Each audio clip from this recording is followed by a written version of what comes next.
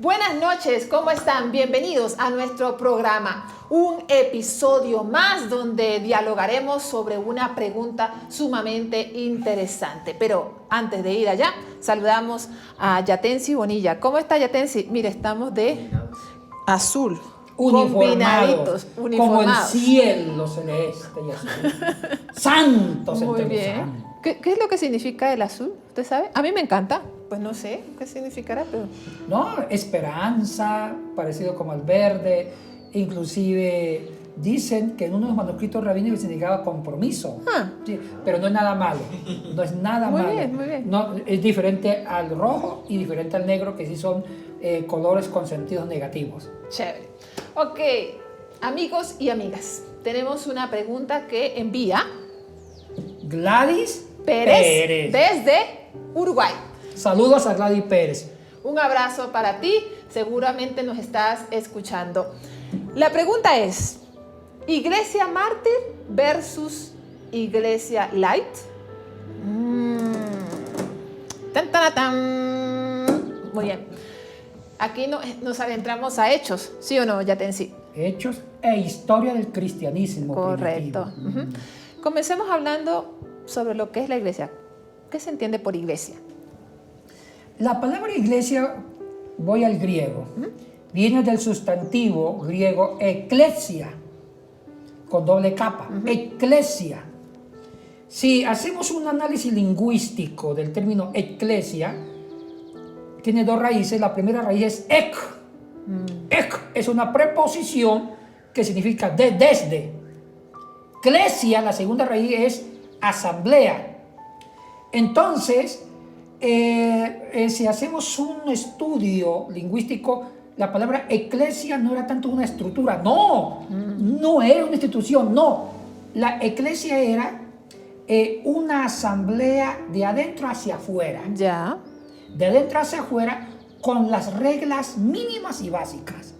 O sea, que la iglesia no era una estructura, era como un movimiento que buscaba impactar al mundo de afuera. Fuera del movimiento tenía que ser impactado. ¿Y cuáles serían esas reglas básicas?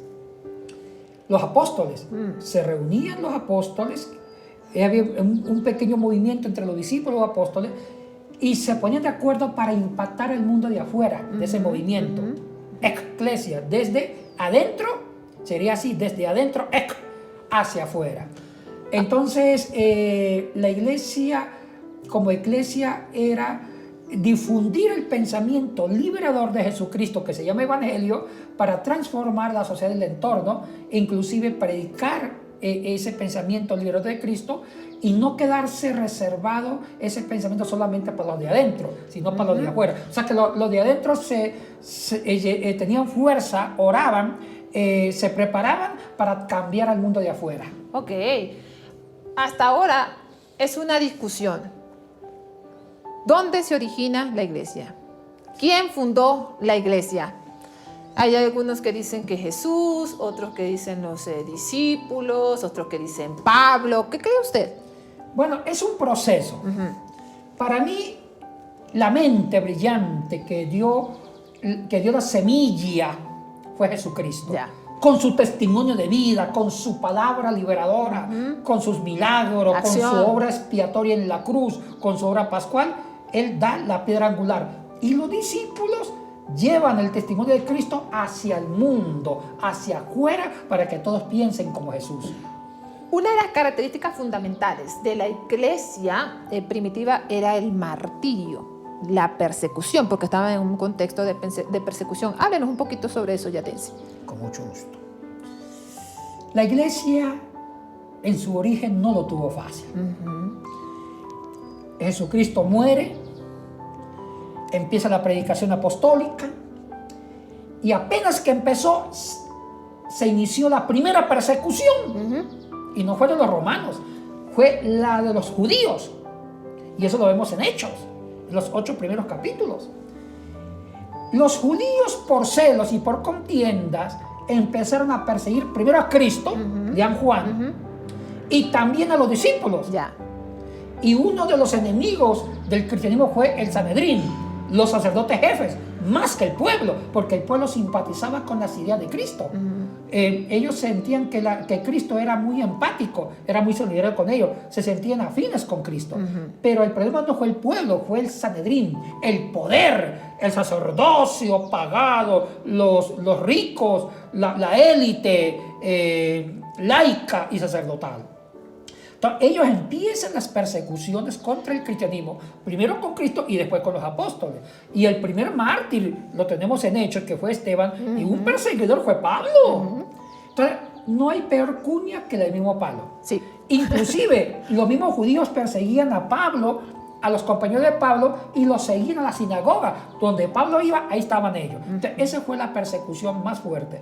Pero después vino una segunda fuertísima que duró hasta el siglo IV al principio, que fue el Imperio Romano. Correcto. Que se inició a partir del año 63 con el emperador Nerón, que él inculpó a los cristianos por un incendio que hubo en Roma. ¿Y sabe por qué los inculpó? Aquí sucedió un milagro. Eran como 17 barrios. Los únicos barrios que no se quemaron coincidió que era el barrio de los judíos y el barrio de los cristianos. Entonces él dijo, no, fueron ellos, fueron los cristianos. Entonces, ahí se inició las persecuciones por el 64 y él dejó un edicto abierto. Según el derecho romano, cuando un emperador abrió un edicto, la única forma de anular ese edicto era con otro edicto que lo contrarrestara. Entonces, Nerón abrió el edicto y quedó abierto hasta el siglo IV, en el año 311, el emperador Galerio, con su famoso edicto de tolerancia, clausuró el edicto abierto de Nerón. No fue, aquí hay un error histórico. Muchos dicen que fue el edicto de Constantino, el famoso edicto de Milán. No fue el de Milán. El edicto de Milán de Constantino confirmó el famoso edicto de tolerancia promulgado por Galerio, que fue un coemperador junto con Constantino. ¿Cómo vivían estos primeros cristianos? ¿Vivían en cuevas? ¿Se inventaron símbolos? ¿Cómo hacían para encontrarse? ¿Cómo eran sus reuniones?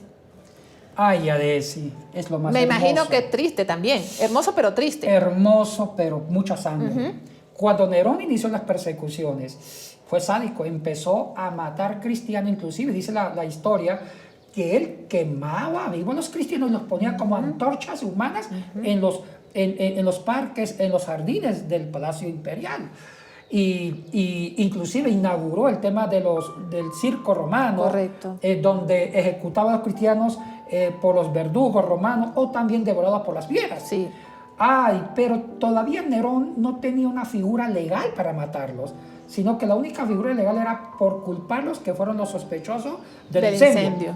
Ahora, durante 4 siglos las persecuciones fueron inestables. Habían algunos emperadores que sí las perseguían violentamente, a los cristianos que sí los perseguían violentamente, otros menguaban la persecución, pero estaba el edicto abierto. Aquí hay un problema muy serio. Desde Nerón se comenzó a prohibir que los cristianos tuvieran cultos abiertos, tuvieran edificios, tuvieran inclusive una predicación abierta. Eso era prohibido. El que institucionalizó las persecuciones fue Domiciano. Domiciano fue más peligroso que Nerón, no tanto por matar, sino porque le dio una base estructural, inclusive institucionalizó las persecuciones con un edicto. Él dijo, todos los ciudadanos romanos tienen que quemar incienso a la estatua de un emperador o rendir y reconocer el señorío. Y el que no lo hiciera era sospechoso de juicio por ser cristiano, o también lo ejecutaban, o también les quitaban sus pertenencias y le daban una credencial como un salvoconducto para decir que sí quemó incienso a la estatua del emperador. Entonces, ahí fue donde se estructuró las persecuciones, porque declaraban que el emperador era el curio del Señor. Es por eso que Apocalipsis y Marcos tratan de darle a Jesús el título de Kyrios, para contrarrestar el título que le daban a los emperadores de Kyrios. Entonces, de hecho, en el tiempo de Domiciano se culpó también a los cristianos de las invasiones, de las enfermedades, de toda esta crisis económica, ¿o no? Sí. Ya los bárbaros empezaban a amenazar los límites de la frontera en Asia Menor, lo que ahorita es Turquía, y también existieron muchas épocas de pestes en la época de Domiciano, una crisis económica, y siempre cuando hay pobreza le echan la culpa al gobernante. Correcto. Entonces Domiciano, para no sentirse que era el culpable, le inculpó a los cristianos diciendo que la nueva religión ha traído mala suerte. Es por eso que él quiso restaurar las antiguas tradiciones paganas. Si los primeros cristianos no podían hacer reuniones públicas, ¿dónde se reunían? Bueno, en Roma lo hacían en las catacumbas que estaban los cementerios de los cristianos, ¿Ya? o en casas de familia en forma privada. Ay, mire, esta es la parte más linda. La iglesia nació primero con la sangre de Cristo derramada y se mantuvo con la sangre de los primeros seguidores. O sea que la iglesia nació en el corazón del martirio, en el corazón de la cruz, en el corazón del testimonio de miles de cristianos, hombres y mujeres, que murieron predicando con su propia sangre. De ahí viene la palabra mártir. Mártir viene de martureo, testificar con la vida. Sí. Ahora, la iglesia de hoy perdió el origen. La iglesia de hoy perdió porque desconoce la historia. La iglesia perdió su origen. Pero en el caso de los primeros cristianos, Yatensi, que sufrieron martirio, ¿por qué ellos aguantaban? ¿Por qué esa resistencia? ¿Solo por convicción? ¿Y esa convicción no la tenemos hoy? ¿Nosotros tendríamos la misma resistencia que ellos? ¿Cuál sería la diferencia aquí? Si uno la analiza muy finamente, sociológicamente, antropológicamente, aparte de teológicamente, la iglesia primitiva fue un movimiento de protesta. Y usted dijo una palabra que me gustó ya decir. La iglesia primitiva fue un movimiento de resistencia. Me encanta esa palabra. Repito, fue un movimiento de resistencia. ¿Por qué? La iglesia aparece en un momento crucial en la historia política romana y judía, donde había un modelo político explotador, la institución de los esclavos, Sí. la conquista de otros pueblos, las guerras e inclusive la tiranía. Entonces, cuando aparece la fe cristiana, ya la fe cristiana empieza a cuestionar con los cristianos el porqué de las guerras. E inclusive muchos cristianos no quisieron ser parte del ejército. Se resistieron a formar el ejército porque eso era matar. Y matar va en contra del principio bíblico cristiano. ¿Ya? No matar. Entonces, muchos cristianos fueron ejecutados por resistirse al servicio militar. También muchos cristianos no estuvieron de acuerdo con muchas fiestas paganas donde habían derroches de comida, de vino, y también había inmoralidad sexual. Ellos no estuvieron de acuerdo. Entonces, el cristianismo fue un movimiento de resistencia para protestar contra la injusticia, contra la estructura social pecaminosa de Roma. O sea, hay que analizar la iglesia primitiva con mayor profundidad, desde el punto de vista sociológico y antropológico. ¿Cuáles serían esos símbolos, Yatensi, que ellos de alguna u otra forma crearon justamente por esta persecución, este contexto que ellos vivían? Bueno, el pescado, que era recordar la Santa Cena. Hay una cosa importante. La iglesia primitiva fue práctica en el culto, pero explosiva en la denuncia social. ¿Ya? Ellos no criticaban con palabras, sino con actos. Al decir, yo no voy al ejército porque no quiero matar. Para mí, matar es pecado. Ya el hecho de no ir al ejército era una protesta. Ahora, el culto de la iglesia primitiva era lo más sencillo y más rápido. Era una comida. El culto nació con la comida y lo que después se llamó Santa Cena. ¿Por qué la comida de Santa Cena? Porque era recordar la última cena de Cristo, porque antes de que Cristo muriera, celebró la Santa Cena, y la Santa Cena cristiana proviene de la cena de Pascua.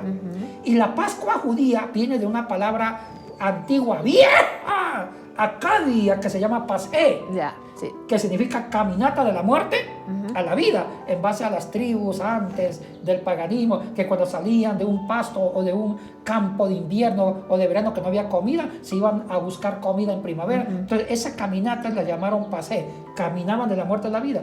Y la Pascua judía era eso, recordar que fueron muertos, estaban muertos por ser esclavos en Egipto, y ahora cruzan el Mar Rojo caminando de la muerte a la vida. Y Cristo cristianizó la Pascua porque lo relacionó con la cruz, porque en la cruz es llevarnos de la muerte a la vida. Entonces, esa comida pascual, que ahora es cristiana, quedó en la memoria colectiva del cristianismo y en su corazón. Es por eso que la iglesia primitiva siempre adoraba a Dios con la comida, con la Santa Cena, porque era recordar que Cristo en la cruz los llevó de la muerte a la vida. Pero ellos no solamente se quedaban con la teología de la muerte a la vida, sino que vivían en sus vidas. Ellos encarnaron la Pascua, ellos vivieron la muerte, dejaron sus pecados, dejaron sus tiranías y vivían vidas consagradas a Dios, porque vivir una vida consagrada de Dios sin pecado era vivir de la muerte a la vida. Oigan, ¡qué belleza! Es una belleza realmente. Y eso me hace pensar, Yatensi, o mejor dicho, la pregunta aquí es, un cristiano que tenía resistencia, que tenía convicción, que sabía en quién había creído y que no le importaba morir en una plaza, en un circo o crucificado, etc. Y el cristiano de hoy, ¿hay alguna similitud? ¿Hay algo que podamos decir sobre ello? Estamos perdidos. Mire, ¿No tenemos entonces la misma resistencia? No, ahorita la iglesia es una iglesia. Yo voy a ser muy duro. Yo sí cuestiono si la iglesia de hoy es realmente cristiana. Yo cuestiono mucho. Porque la iglesia se volvió institucionalizada, estructurada y cómoda. Ya. Y política. Ahora, y preocupada por un crecimiento. Y muy hacia adentro. Hacia adentro. Sí. Hay una cosa que a mí me roba el corazón, la iglesia primitiva. Usted me preguntará, Yatensi, pero ellos no tenían evangelismo explosivo, no podían predicar en las calles ni en los parques, no podían porque los mataban. Sí. Toda persona que predicara en una calle era llevada a la corte para ser enjuiciado como cristiano. Ellos no podían predicar, ni tampoco construir edificios, ni templos. Los templos aparecieron cuando Constantino cristianizó la iglesia, la oficializó como la iglesia del imperio. Porque Constantino robó los templos de los paganos y se los dio a los cristianos. Ahí nació el concepto de templo. O sea que sería como lo contrario. Lo contrario, porque ellos no se preocupaban por los templos. Hoy en día creo que hay una preocupación muy grande por los templos, y cuando uno va a los templos solamente hay 10 personas, mientras afuera hay muchas personas con necesidad. Y Yada, hay una pregunta. ¿Cómo la iglesia primitiva creció tanto? En medio cuando de la no tenían persecución. métodos, ni estrategia de crecimiento, ni movimiento celular, ni iglesia con propuesta, eso no había. Voy a contar un testimonio, ya de ese que a mí me impresionó. Una vez, hace años, yo no sé, creo que amanecí enfermo, me inscribí en un curso de crecimiento. Me inscribí. Yo creo que yo estaba enfermo. Y caro ya de ¿Verdad? $200. No, si estaba carito. Sí, con comidita. ¿Ya? No menciona el nombre de la iglesia. Espero que le hayan dado buena comida. Sí. No, la iglesia linda, nos dio un buen material. No me quejo por la hospitalidad, ese no fue el problema. Y esto fue aquí, en el Ecuador, no digo la ciudad. Y habíamos como unos... ¡estaba lleno! ¿Qué pastor no le interesa un curso para que la iglesia crezca? Eso estaba, habíamos como unos 300. Y yo, como cosa rara, llevé una computadora para inscribir, como cosa rara. ¿Usted con computadora? Me fui y me puse en primera fila a escuchar. Y el que daba el curso de crecimiento era un doctor de Fuller sobre esa línea, sacó su PhD en esa línea. Famoso hombre, que también evito dar su nombre porque es muy conocido. No, el hombre preparado. Entonces, el curso era, durante una semana, cómo hacer crecer la iglesia. Durante los primeros 4 días nos enseñó métodos. Hasta me parecían métodos empresariales y nombró muchos métodos que se usan. Muchos métodos. Y yo copiando ahí, llené como 10 hojas. 10 hojas. Pero el último día, el viernes, cuando se acaba el curso, miren lo que dijo el doctor. Cerró su computadora y nos quedó mirando. Y eso a mí me llegó. Me llegó nada. Después yo borré esa información. Me dijo, muchachos, gastamos 4 días enseñándole estrategias de cómo hacer crecer la iglesia. ¿Y sabe por qué acudimos a eso? Porque cuando la iglesia pierde su testimonio de vida, tiene que acudir a estrategias mercantiles para que crezca la iglesia. Porque la iglesia primitiva no usó métodos mercantiles. La iglesia primitiva inspiró con su pasión, con su testimonio. La iglesia creció a punta de sangre. Y cuando una iglesia pierde su testimonio, les toca acudir a métodos empresariales como la iglesia de hoy. Fuerte. Fuerte. Fuerte. Y eso es lo que está pasando. Duro. Cuando la iglesia pierde su martureo, su desacomodo, cuando la iglesia está acomodada en su país, en sus cuatro paredes, en su estructura económica, tiene que acudir a estrategia empresarial.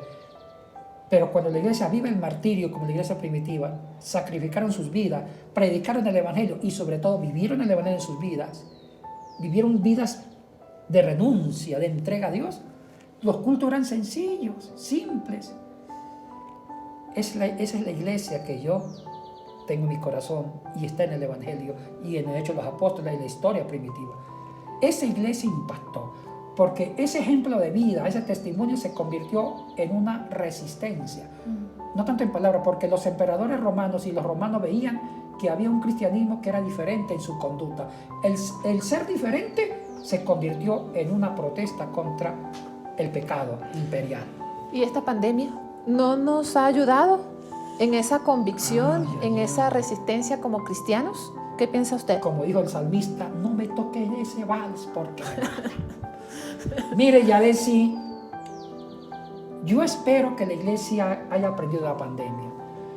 Porque antes de la pandemia estábamos cómodos en grandes templos. Se gastaban millones de dólares construyendo templos, mientras que los niños se morían de hambre en el África, hasta en América Latina, en nuestros suburbios. Se morían de hambre. No hay que ir muy lejos. Y se gastaban dinero que diciendo que ahí vive Dios. Cuando le dijo Natán al profeta David, cuando David quería construir el templo y le dijo Natán en nombre de Dios, Dios no habita en templos hechos por manos humanas. Esto es para pensarlo. Entonces ya la iglesia se volvió una iglesia que fundamentaba la teología del templo, puros templos, y construían templos. Vino la pandemia y la iglesia tuvo que aprender a ser pertinente sin templos. Una iglesia sin templo. Ahora, si no aprovechamos esta línea y no usamos la pandemia para hacer grandes cambios por dentro, no aprendimos nada de lo que nos pasó. Y también para salir y atender la necesidad de aquellos que están allá afuera, ¿no? De acuerdo, Yadesi Rodríguez Sequera. Interesante tema el día de hoy y para seguir reflexionando. Amigos y amigas, les recordamos nuestro curso en Ciencias Bíblicas desde el 28 de marzo al 2 de abril. Filosofía Semita, desde el lunes a viernes, desde las 6 hasta las 9 de la noche y el sábado desde las 9 de la mañana hasta las 12 del mediodía con el profesor Abiud Fonseca. Por favor, inscríbase, todavía está a tiempo, va a ser un interesante curso. ¿Algo más que decir, Yatensi Bonilla? Nada, que estamos contentos. Y estamos felices, como diría Yadesi, como una lombriz. Sigan enviando sus preguntas y por favor, no se Una olviden que aquí usted. estamos para ustedes. Sí. Antes de terminar, Sí. una pregunta para usted. Yadesi. Y me la contesta toda seria. Claro. ¿No has considerado a mi siervo Francisco, varón perfecto y santo delante de Dios? Lo he considerado como un excelente estudiante, amigo, siervo del Señor. ¿Ves? Como a todos ustedes.